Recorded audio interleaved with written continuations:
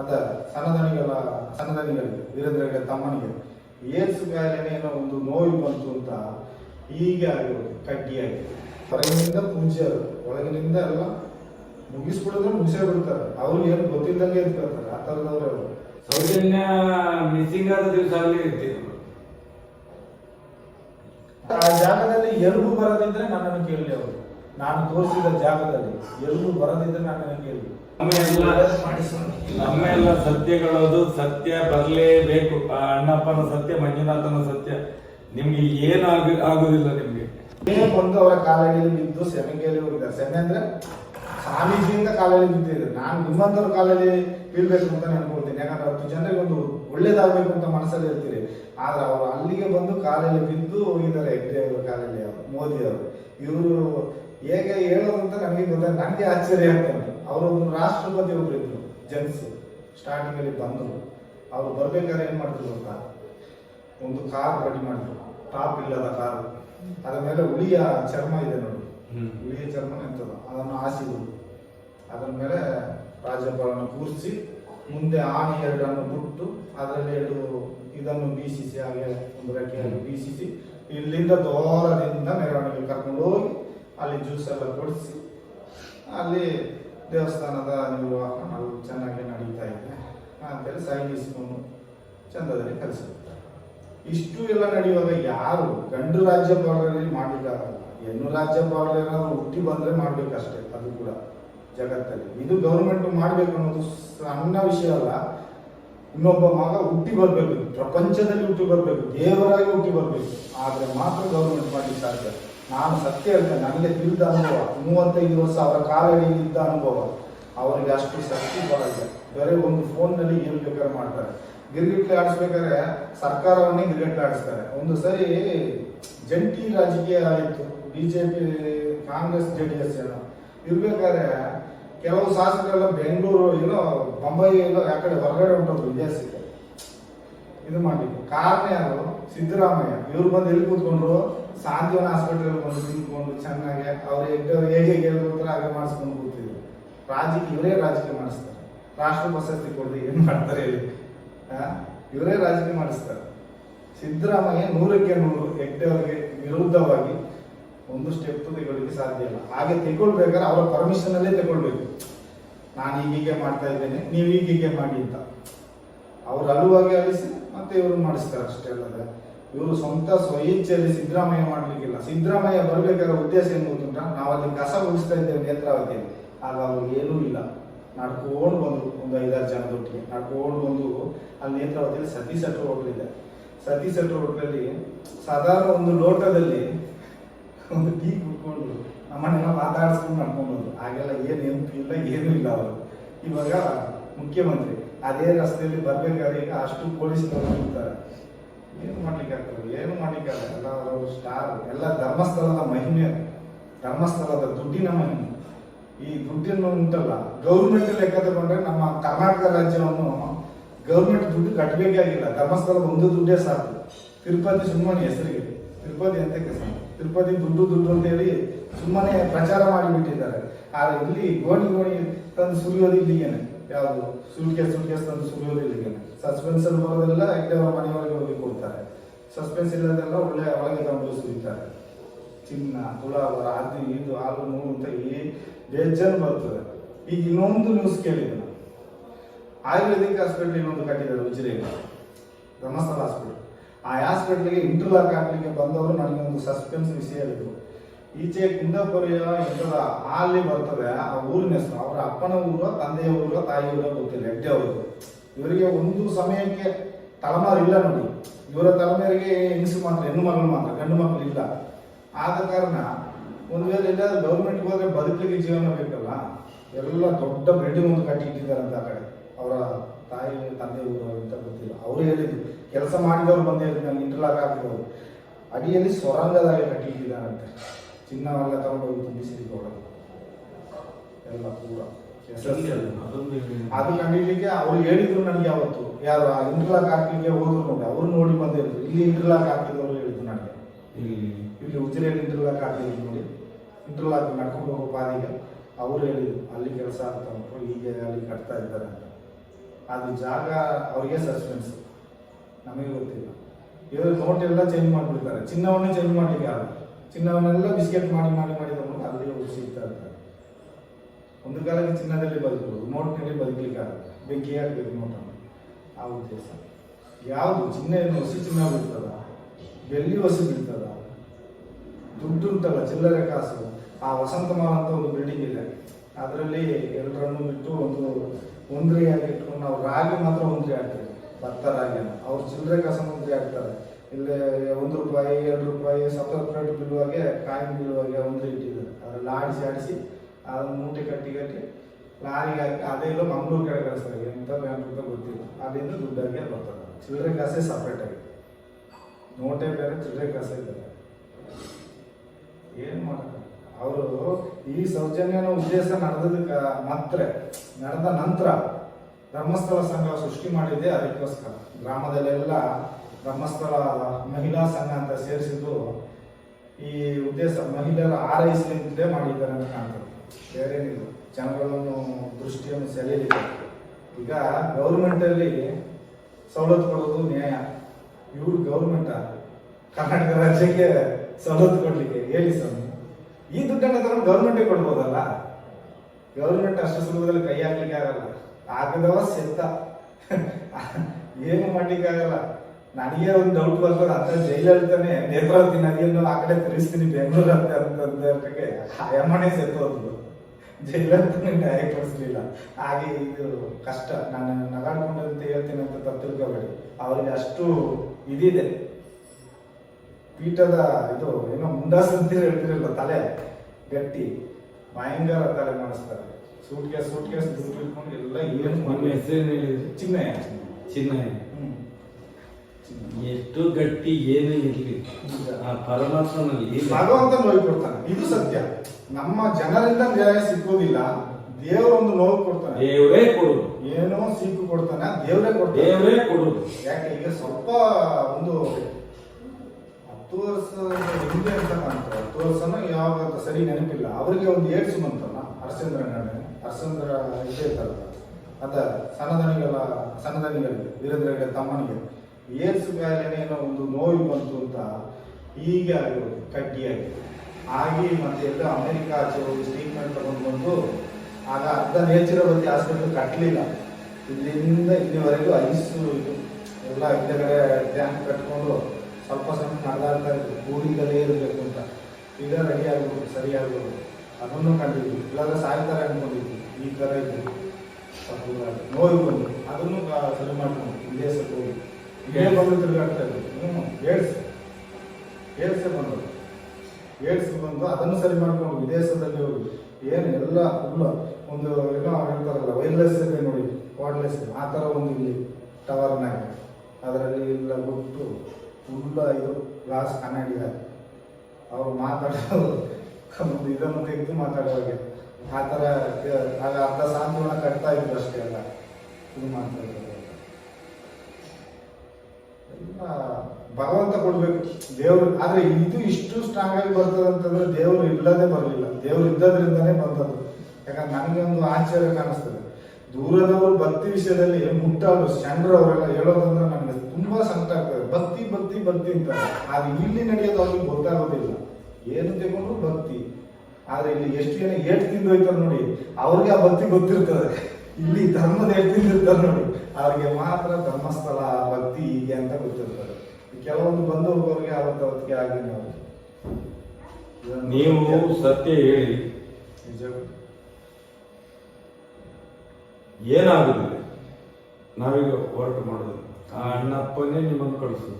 ಅದು ನನ್ನನ್ನು ರೆಕಾರ್ಡ್ ಮಾಡಿದ್ದಾರೆ ನೋಡಿ. ಅವರು ನನ್ನನ್ನು ಕರೆಸಿ ನಾವು ಎಲ್ಲಿ ಕರೆದ್ರು ಸತ್ಯమైన ವಿಷಯದಲ್ಲಿ ಹಾಗೆ ಎಲ್ಲ ಹೇಳಿಸಿ ಲಾಸ್ಟ್ಗೆ ಹೇಳ್ತಾರೆ, ನೀನು ಎನಿಸಿ ನೋಡದಷ್ಟು ಕಾಸು ನಾನು ಕೊಡ್ತೇನೆ, ನಮಗೆ ಮೇಲೆ ಎದ್ದವರು ಇದ್ದಾರೆ ಕಾವಂದರು, ನೀನು ಎದುರು ಬೇಡ, ಯಾವ ಹೈಕೋರ್ಟಿಗೆ ಕರೆದ್ರು ನೀನು ಬಂದು ಸಾಕ್ಷಿ ಹೇಳ್ತೀಯ ಅಂತ. ನನ್ನ ಅಣ್ಣ ನಾನು ಇಲ್ಲ ಅಂತ ಹೇಳಿದ್ದೆ ಆಗುತ್ತಾ ಸರಿ ಸ್ವಾಮಿ ಅಂತ ಹೇಳಿ ಬಂದಿದ್ದೇನೆ.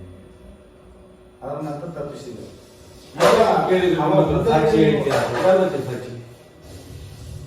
ಅವ್ರು ಏನೋ ಸಾಕ್ಷಿ ಹೇಳಿ ಅವ್ರು ಹೇಳಿಕೊಟ್ಟಾಗ ಹೇಳ್ಬೇಕು, ಏನಂತ ಗೊತ್ತಿಲ್ಲ. ಅದು ಅವತ್ತಿಗೆ ಹೇಳ್ತೇನೆ ಅಂತ ನಾನು ಅದನ್ನು ಕೇಳಿದ್ದೇನೆ. ಏನು ಹೇಳ್ಬೇಕು ಸರ್ ಅಂತ ಕೇಳಿದೆ, ಏನು ಹೇಳ್ಬೇಕು ಹೇಳಿ ಸರ್ ಅಂತ. ಇಲ್ಲ ನಾವು ಹೇಳ್ತೀವಿ ಅವತ್ತಿಗೆ, ನಾವು ಹೇಳಿಕೊಟ್ಟಾಗೆ ನೀವು ಹೇಳಿದ್ರೆ ಆಯ್ತು ಅಂತ ಹೇಳ್ತಾರೆ. ಈ ಸುಳ್ಳು ಸಾಕ್ಷಿಯಲ್ಲಿ ಲಾಸ್ಟಿಗೆ ನಾನು ಒಳಗೆ ಹೋಗ್ಬೇಕು, ಅವ್ರು ಕೊಡೋ ದುಡ್ಡು ಯಾರು ಕೊಡೋದು? ಲಂಚ ಕೊಡ್ತಾರೆ ಇಲ್ಲ ಅಂತ, ಈ ಥರ ಸುಳ್ಳು ಸಾಕ್ಷಿಯಲ್ಲಿ ಹೋಗ್ಬೇಕು ನಾನು.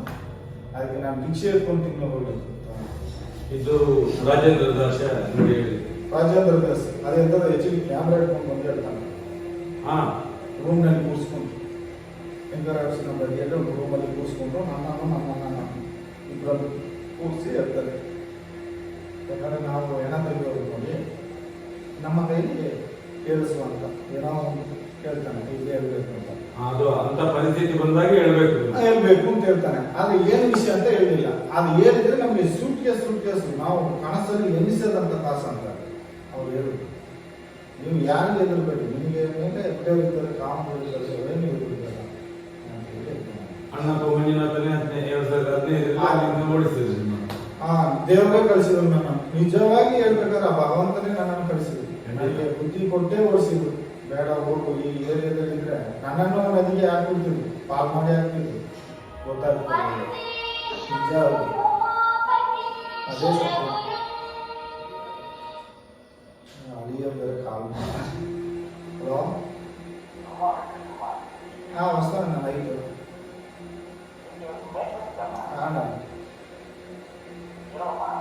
బైక్ పెట్టుకోదాను. వస్తాను అప్పుడు పోవాలంటే బ్యాంక్ దగ్గర పోతాను.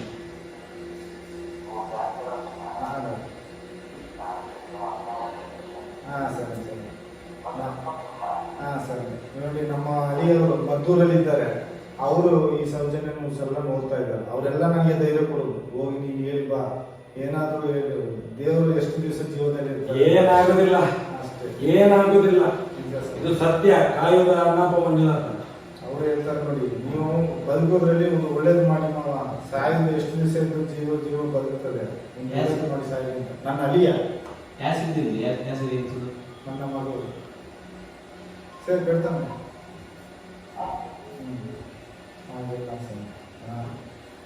ಆದ್ರೆ ಮುಂದೆ ಹೇಳ್ಬೇಕಂದ್ರೆ ಈ ಯುದ್ಧಕ್ಕೆ ಮೈನ್ ಪಾಯಿಂಟ್ ಅವನನ್ನು ಒಬ್ಬನು ಹಿಡಿದ್ರೆ ಸಾಕು. ಮಲ್ಲಿಕ್ ಜೈನ್ ಹಿಡಿದ್ರೆ ಎಲ್ಲ ಗೊತ್ತಾಗ್ತೋ. ಈಗ ನನ್ನ ಹೆಸರು ಉದಯ್ ಜೈನ್. ಅವ ಪಟ್ಟ 1.5 ಗಂಟೆ 2.5 ಗಂಟೆ ರಾತ್ರಿಗೆ ಬುಡುಬುಡುನ ಆಟ ಓಡಿಸ್ಕೊಂಡು ಬರ್ತಾನೆ. ಬಂದ್ರಲ್ಲಿ ಮಾಹಿತಿ ಕಚೇರಿ ಪಕ್ಕದಲ್ಲೇ ನಿಲ್ಲಿಸ್ತಾನೆ ಆಟವನ್ನು. ಇವನ ಆಟ ನಿಲ್ಲಿಸಿದ ತಕ್ಷಣವೇ ಆ ಕಡೆಯಿಂದ ಒಂದು ಆಮಣಿಕಾರ ಹೋಗ್ತದೆ, ಇಲ್ಲಿ ಡ್ಯಾಮಿನ ಹತ್ರ ಹೋಗ್ತದೆ. ಆವತ್ತಿಗೆ ಒಂದು ಏನೋ ಸಿಗ್ತದೆ. ನಾವು ಯಾವತ್ತಾದ್ರೂ ಒಂದು ದಿವಸ ಆ ಥರ ಹೋಗುವಾಗ ಒಂದು ಏನೋ ಸಿಗ್ತದಲ್ಲ.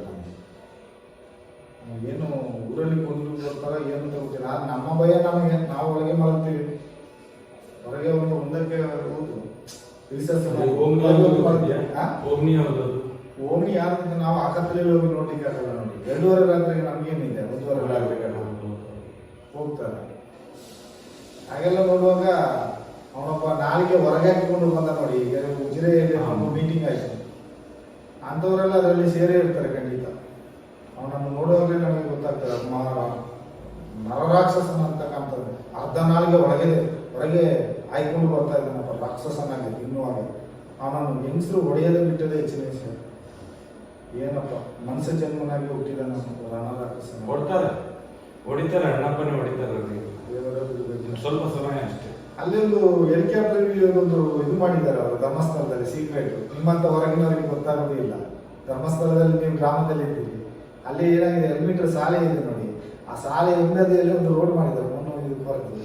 ಆಚೆ ಹೋಗುವಾಗ ಅಲ್ಲೆಲ್ಲ ಅಡಿಕೆ ಒಣಗಿಸೋದೆಲ್ಲ ಇಲ್ಲಿ ಸರವತಿ ಹತ್ರ ಮಾಡ್ತಾರಲ್ಲ, ಆ ಥರದ ಒಂದು ಅಡಿಕೆಯನ್ನು ಬಿಸಿನಲ್ಲಿ ರೆಡಿ ಮಾಡ್ತಾರಲ್ಲ, ಅದರ ಆಚೆ ಹೋದ್ರೆ ಹೆಲಿಕಾಪ್ಟರ್ ಗ್ರೌಂಡ್ ಒಂದು ಮಾಡಿದ್ದಾರೆ. ಹೆಲಿಕಾಪ್ಟರ್ ಮೇಲಿಂದನೇ ಬಂದಿರ್ತಾರೆ. ಅವರು ಮನಸ್ಸು ಮಾಡಿದ್ದಾರೆ, ಹೆಲಿಕಾಪ್ಟರ್ ಮೇಲಿಂದನೇ ಬಂದಿರ್ತದೆ. ಅಲ್ಲಿ ಒಂದು ದಿವಸ ನಾವು ಗೂಡಿಸ್ಲಿಕ್ಕೆ ಹೋಗಿ ನಾನು ಅದನ್ನು ಕಂಡಿದ್ದೆ. ನನಗೆ ಸಹ ಗೊತ್ತಿಲ್ಲ, ಸಸ್ಪೆನ್ಸ್. ಇಷ್ಟು ವರ್ಷ ಇದ್ದೇನೆ ಅಲ್ಲಿ ಹೆಲಿಕಾಪ್ಟರ್ ಇಲ್ಲಿಗೆ ಗ್ರೌಂಡ್ ಮಾಡ್ಕೊಂಡಿದ್ದೆ, ಕಾಡಿನಲ್ಲಿ ಒಳಗೆ ಆಚೆ. 5 ಕಿಲೋಮೀಟರ್ ಸಾಲೆ ಒಳಗೆ ಹೋದ್ರೆ ಹೆಲಿಕಾಪ್ಟರ್ ಬಂದಿದ್ದೀವಿ, ಎಲ್ಲ ರೆಡಿ ಮಾಡಿ ಇಟ್ಟಿದ್ದಾರೆ ವ್ಯವಸ್ಥೆ. ಎಮರ್ಜೆನ್ಸಿ ಇದ್ರೆ ಅದರಲ್ಲೇ ಹೊರಟಿರ್ತಾರೆ, ಅದರಲ್ಲೇ ಬಂದಿರ್ತಾರೆ ಎಲ್ಲ. ಏನು ಮಾಡೋಕ್ಕಾಗಲ್ಲ. ಅದಕ್ಕೆ ಎಲ್ಲ ದನಿಗಳಂದ್ರೆ ಹೇಳ್ದಂಗೆ ಇಲ್ಲಪ್ಪ, ಇಂಥ ದನಿಗಳು ಇಲ್ಲಿ ಇರಬಾರ್ದು. ಪಕ್ಕಾ ದನಿಗಳಪ್ಪ, ಕೇಳುಗಟ್ಟ ದನಿಗಳು, ಯಾರಿಗೂ ಗೊತ್ತಾಗಬೇಕು. ಒಳಗಿನಿಂದ ಮಾಡ್ತಾರೆ, ಹೊರಗಿನಿಂದ ಏನು ಗೊತ್ತಾಗ, ಹೊರಗಿನಿಂದ ಪೂಜ್ಯರು, ಒಳಗಿನಿಂದ ಎಲ್ಲ ಮುಗಿಸ್ಬಿಡಿದ್ರೆ ಮುಗಿಸೇ ಬಿಡ್ತಾರೆ. ಅವ್ರಿಗೆ ಏನು ಗೊತ್ತಿದ್ದಂಗೆ ಇರ್ತಾರೆ ಆ ಥರದವ್ರು ಅವರು. ವೀರೇಂದ್ರ ಹಾ ಕಂಡೀಷನ್ ಆಗಿ.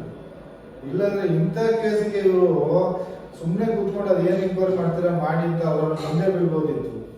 ಅವರ ತಮ್ಮನ ಮಗನನ್ನು ಬಿಡಬೇಡ ಬಿಡಿ, ಸೇವ್ ಮಾಡಿ. ಈ ಬೀದಿಗೆ ಹೋಗೋರನ್ನು ಇದು ಅವ್ರಿಗೆ ಕೂರಿಸ್ಕೊಂಡಿದ್ರೆ ನ್ಯಾಯವ, ಒಂದು ಧರ್ಮವ?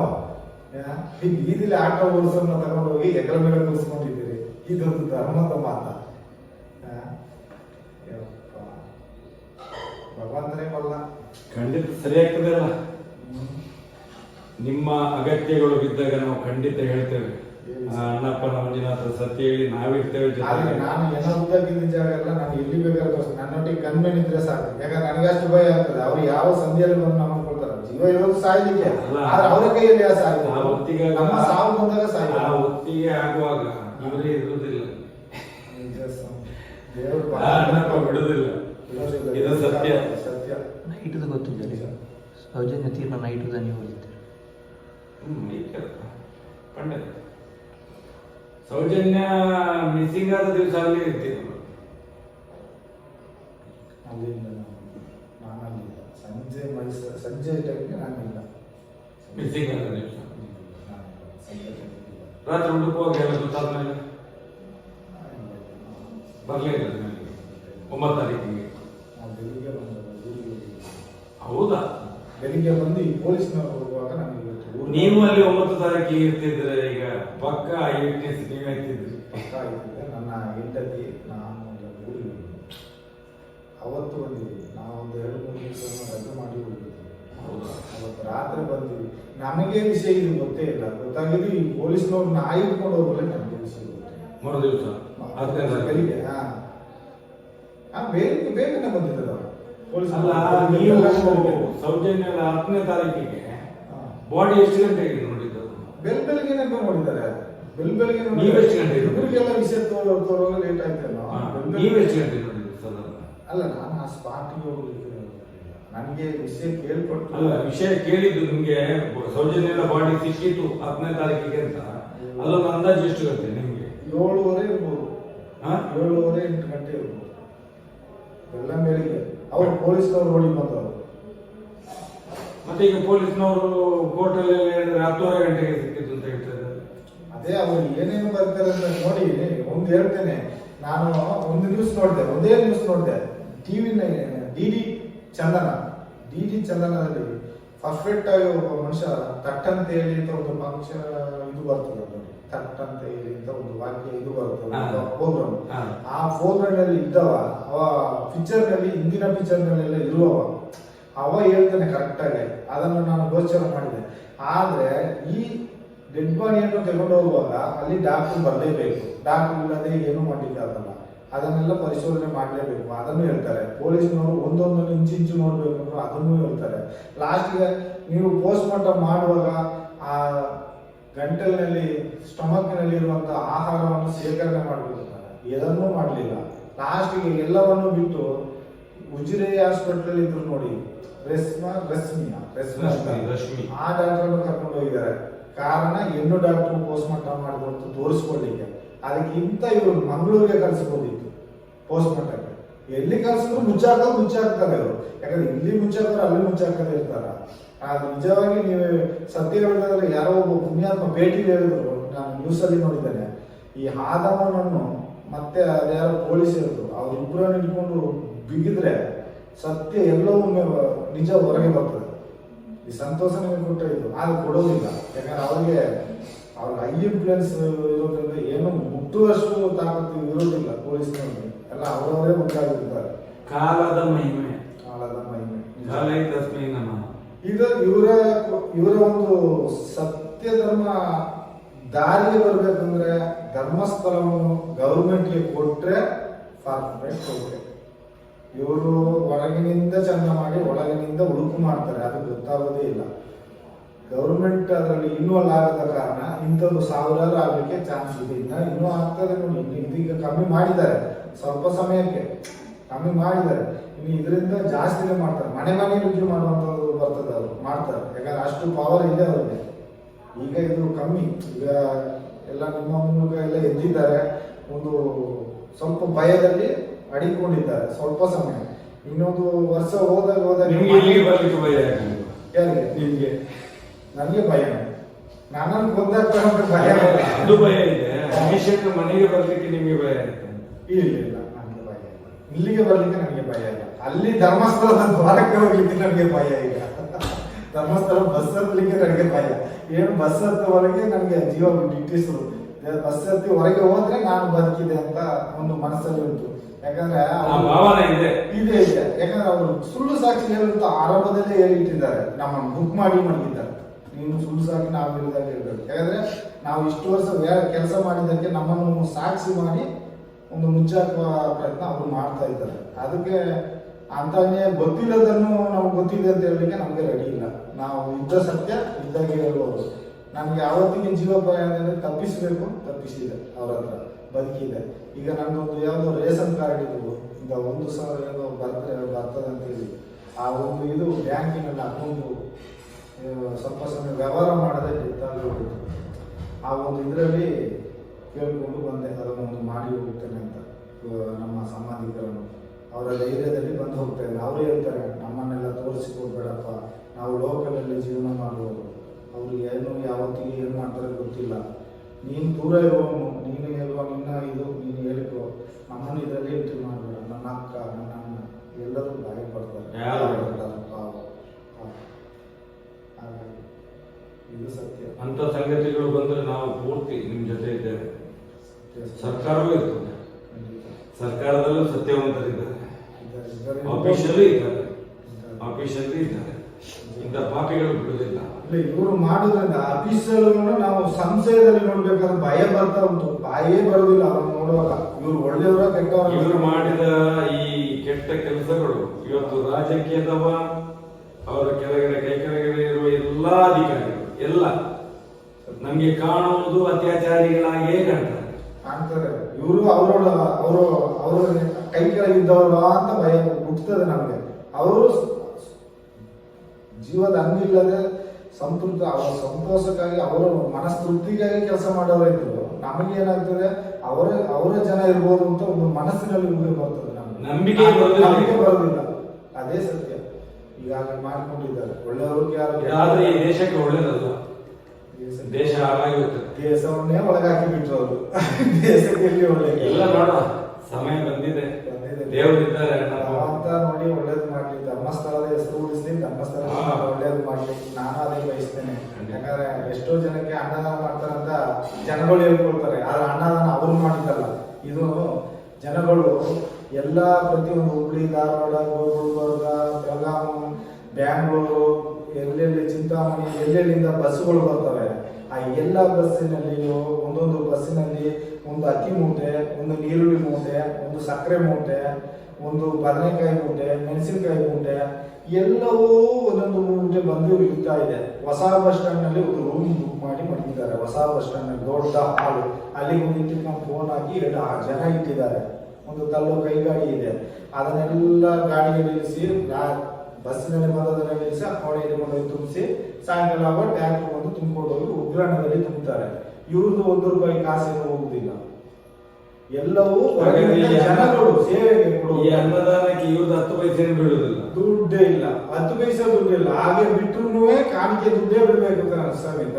ಇವ್ರದ್ದು ಸಂಪಾದನೆ ಮಾಡಿ, ಬೆವರು ಸುರಿಸಿ ಸಂಪಾದನೆ ಮಾಡಿ ₹1 ದುಡ್ಡು ಅಲ್ಲಿ ಇರ್ಲಿಕ್ಕಿಲ್ಲ. ನನಗೆ ತಿಳಿದ ಮಟ್ಟಿಗೆ, ನನ್ನ ಒಂದು ತಿಳಿದ ದೇವರ ಒಂದು ಸತ್ಯದಲ್ಲಿ ಹೇಳ್ಬೇಕಂದ್ರೆ, ಅವರು ಬೆವರು ಸುರಿಸಿ ₹1 ದುಡ್ಡು ಇರ್ಲಿಕ್ಕಿಲ್ಲ. ಆದ್ರೆ ಈ ಲಂಚ ಕೊಡೋದು ಇನ್ನೊಂದೆಲ್ಲ ಮಾಡ್ತಾರೆ ನೋಡಿ, ಬಿಸಾಕೋದು, ಹೀಗೆ ಮಾಡೋದಿಲ್ಲ. ಸ್ಟಾರ್ಟಿಂಗ್ ಸಂಬಳ ಕೊಡ್ಬೇಕಾದ್ರೆ ಹೀಗೆ ನಾವೆಲ್ಲ ದುಡ್ಡು ಹೋದ್ರೆ ಕೈಗೆ ಕೊಡುತ್ತಿಲ್ಲ, ರಬ್ಬರ್ ಗುಂಡಾಗಿ ಇಟ್ಕೊಳ್ಳೋದು. ಹೀಗೆ ಸಂಬಳ ಬಿಸಾಕೋದು ನಮ್ಮ ಕೈಯಲ್ಲಿ. ನಾವು ಹೀಗೆ ಇಟ್ಕೊಳ್ಬೇಕು, ಕ್ಯಾಚ್ ಇಟ್ಕೊಳ್ಬೇಕು. ನಾವು ತಿಂಗಳೆಲ್ಲ ದುಡ್ಡ ಸಂಬಳವನ್ನು ಹೀಗೆ ಕ್ಯಾಚ್ ಇಡಬೇಕು ಅಲ್ಲಿ. ಆವಾಗ ನಮಗೆ ಆಗ ನಮಗೆ ಸಂಬಳ ಎಷ್ಟು ಗೊತ್ತುಂಟ? ₹25 ಸಂಬಳಕ್ಕೆ ಬಂದು ಸೇರಿದವರು ನಾವು ಇಲ್ಲಿ. ಇವಾಗ ₹5 ಸಂಬಳ ಕೊಡ್ತಾ ಇದ್ದಾರೆ. ₹25 ಸಂಬಳಕ್ಕೆ ನಾನು ಒಂದು ದಿವಸಕ್ಕೆ ನಾನು ದುಡ್ಡಿಗೆ ಲಬರ್ ಬ್ಯಾಂಡ್ ಹಾಕಿ ಬಿಸಾಡೋದು. ಅದರಲ್ಲಿ ಒಂದು ಹೆಸರು ಇಟ್ಟು ಅನಿಸ್ಬಿಡ್ತಾರೆ, ಚಿನ್ನಯ್ಯ, ಮಾನ, ಈಗ ಅನಿಸ್ಬಿಡ್ತಾರೆ ರಬ್ಬರ್ ಬ್ಯಾಂಡ್ ಹಾಕಿ. ನಾವು ಅಷ್ಟು ದೂರದಲ್ಲಿ ಒಂದು ಕಾಟೆ ನಿಂತರೆ ಬಿಸಾಕು, ಕೈಯಲ್ಲಿ ಕೊಡುವ ಪ್ಲೇಸ್ ಇಲ್ಲ. ಈಗೆಲ್ಲ ಸ್ವಲ್ಪ ಸಮಯ ಕೈಯಲ್ಲಿ ಸಿಗ್ನೇಚರ್ ತಗೊಳ್ತಾರೆ, ಸೈನ್ ಮಾಡೋದು ಈಗ ಸ್ವಲ್ಪ ಸಮಯ. ಆದ ನಂತರ ಸ್ವಲ್ಪ ಸೈನ್ ಮಾಡಿಸೋದು, ಸಂಬಳ ಕೊಡೋದು ಈಗೆಲ್ಲ ಮಾಡ್ತಾರೆ. ಅವತ್ತು ನಮಗೆ ದುಡ್ಡು ಕೊಡುವಾಗ ಆಗ್ಲೇ ಮಾಡಿದ್ರು. ಎಷ್ಟು 3.5 ಲಕ್ಷ ತಂದದ್ದು ದುಡ್ಡನ್ನು 4 ಜನರಿಗೆ 6 ಕಟ್ಟೆಯನ್ನು ತಂದರು. ನಾನು ನೋಡಿದ್ದೇನೆ, ಆ ಕಟ್ಟೆ ಅಲ್ಲೇ ಇದೆ ನಮ್ಮ ಮನೆಯಲ್ಲಿ. ಬರೀ 2 ಕಟ್ಟೆಯಲ್ಲಿ 4 ಜನಕ್ಕೆ ಸೇರಿ ಮಾಡಿ ಮಿಕ್ಕಿದನ್ನು ಟ್ರಾವೆಲ್ ಆಗಿ ತುಂಬಿದ್ರು.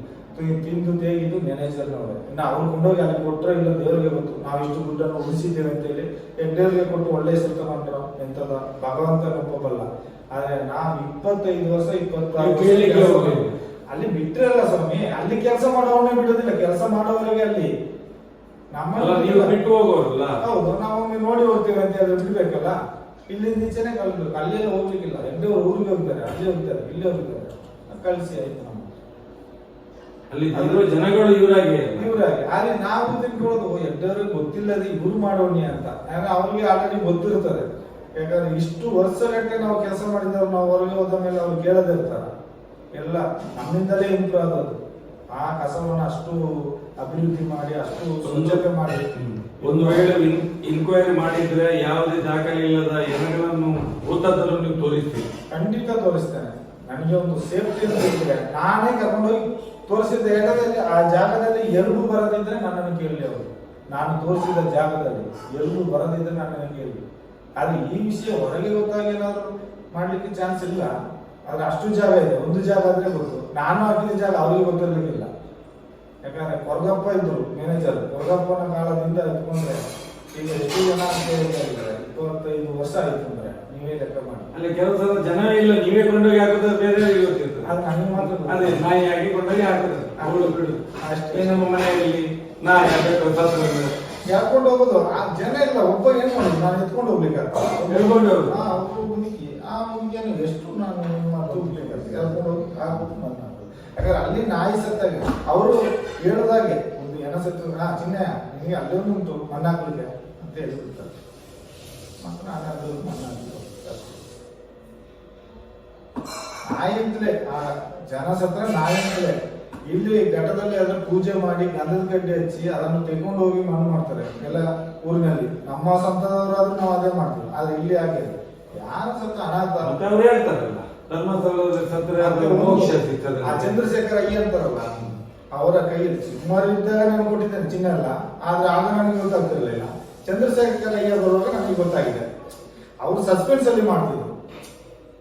ಅವರು ಸಿಕ್ಕಮಾರು ಅವರು ರೈಟ್ ಇರುವಾಗ ಚಂದ್ರಶೇಖರ ಅಯ್ಯ ಇರುವಾಗ ಎಂತದ್ದು, ಈ ಹೆಂಗಸರು ಸಾಯ್ತಾರೆ ನೋಡಿ, ಕಿವಿಯಲ್ಲಿ ಏನಾದ್ರು ಇದ್ರೆ ಅದನ್ನು ಬಿಚ್ಚಿಸಿ ಕೊಡುವಂತ ತಗೊಂಡು ಅದನ್ನು ತಗೊಂಡು ಬಿಡ್ತಾರೆ. ನಾನು ಕ್ಯಾನ್ಸಲ್ ಚೇಂಜ್ ಮಾಡ್ತೀನಿ ಸರ್. ಏನ್ ಸರ್ ಮಾಡ್ತೀರಿ ಅಂತಂದ್ರೆ, ಇಲ್ರಿ ಅದೆಲ್ಲ ಲೆಕ್ಕ ಕೊಡ್ಬೇಕ್ರಿ ಸರ್ಕಾರಕ್ಕೆ, ನಿಮ್ಗೆ ಗೊತ್ತಿಲ್ಲ ರೀ, ಹೋಗ್ರಿ ನೋಡ್ರಿ 200 ರೂಪಾಯಿ ಕೊಟ್ಬಿಡ್ಬೇಕು ಅಂತ.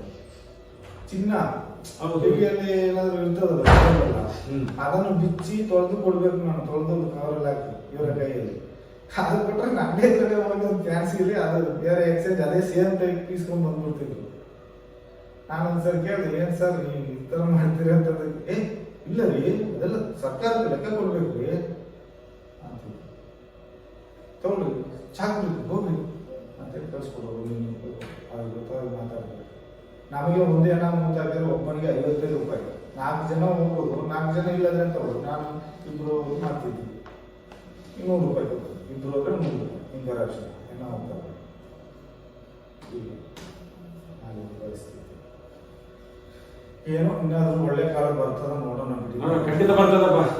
ನಮ್ಮ ಎಲ್ಲ ಸತ್ಯಗಳದು ಸತ್ಯ ಬರಲೇಬೇಕು. ಆ ಅಣ್ಣಪ್ಪನ ಸತ್ಯ, ಮಂಜುನಾಥನ ಸತ್ಯ ನಿಮ್ಗೆ ಆಗುದಿಲ್ಲ. ನಿಮ್ಗೆ ನಾವಿದ್ದೇವೆ ನಿಮ್ ಜೊತೆಯಲ್ಲಿ. ಎಲ್ಲಿ ಕಾದ್ರೂ ನಾವು ಬರ್ತೀವಿ. ನಮಗೆ ರಕ್ಷಣೆ ಮಾತ್ರ ಕೊಟ್ಟರೆ ಸಾಕು.